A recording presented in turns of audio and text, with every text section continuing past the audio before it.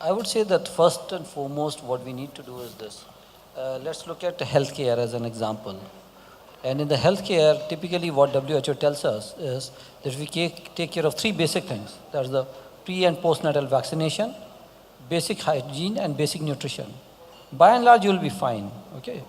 So even if something does happen, you'll have a faster recovery and a better chances of recovery.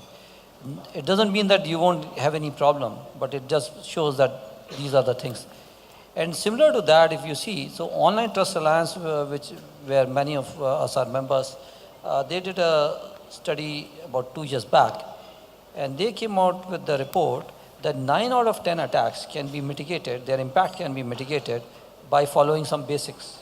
And those basics are, like our co-panelist just mentioned very rightly, and also Subrata had just mentioned about it. So that is keeping your software updated, keeping backups, using strong but different passwords for different services, using solutions like data loss prevention and encryption. So some basic stuff. If we do those type of things, using VPN, not using insecure Wi-Fi, things like that, by and large, people will be fine. Now, talking of regulation, I would say 3 things. Number 1, we do have a lot of regulations.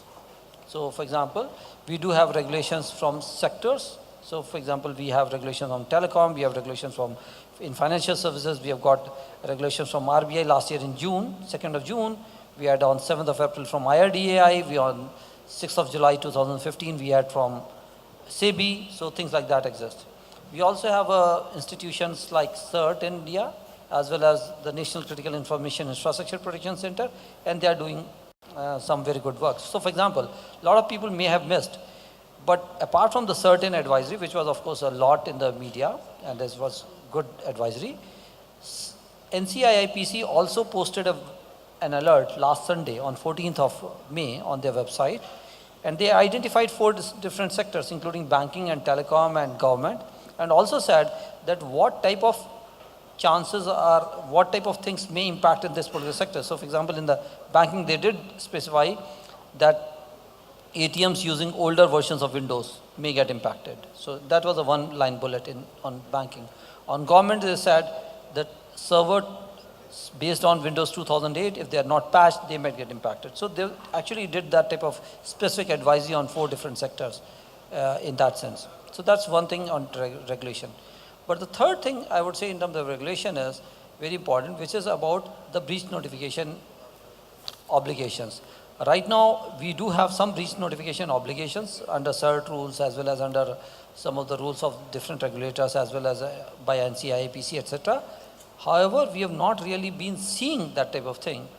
So obviously it needs to be anonymized, that this type of data, that okay, such and such entity, etc. But ultimately, it would be nice to have some information at an aggregate level, both at sector as well as a country level, that okay, these are the type of things that we faced, these are the type of things which could be mitigated, these are the type of things which got impacted, and in case there has been any loss, what is the type of obligations. So Subrata made a very interesting point. He did mention about the GDPR. Now GDPR is a General Data Protection Regulation of the EU, which is going to be effective exactly 365 days from today, from 25th of May 2018. Now in that regulation, if there is any data processor or controller, okay, so controller is mostly likely to be in the EU itself, but a lot of processing might be happening in India, and obviously even some of the controller may be in India. So for example, if a European resident, even if an Indian citizen who is a European resident makes a booking online on Indian Railways, or let's say one of the airlines, and if something happens to their personal data, the particular corporate entity is liable under the GDPR. And I just want to mention how much is the liability. The liability goes to the extent of 20 million euro, or 4% of global revenue, 4% of global revenue of that particular entity, whichever is higher. That is the upper limit in that particular liability. Okay. So that's quite a lot. However, the interesting thing within that regulation is also that if you have taken certain type of precautions, the liability could actually be mitigated. So let me give you one example. Suppose there's an entity that has personally identifiable information, PII, but it has encrypted it properly while data is at rest. Now in those situations, even if there's a breach, depending on the type of situation, it might be quite possible for that particular entity not necessarily notify the individuals whose data got leaked, but only to notify the regulators, because that's something which has happened. But still, they may not really be impacted in terms of liability, because that data, although it has gone, it has been sort of stolen in a way, in a copy, not totally gone in that sense, but maybe a copy has gone. And in that sense, they do have, let's say, a backup, which was also encrypted, so they can restore the data. That's one thing. And second thing is, even if the data has gone somewhere else, people may not be in a position to misuse that data.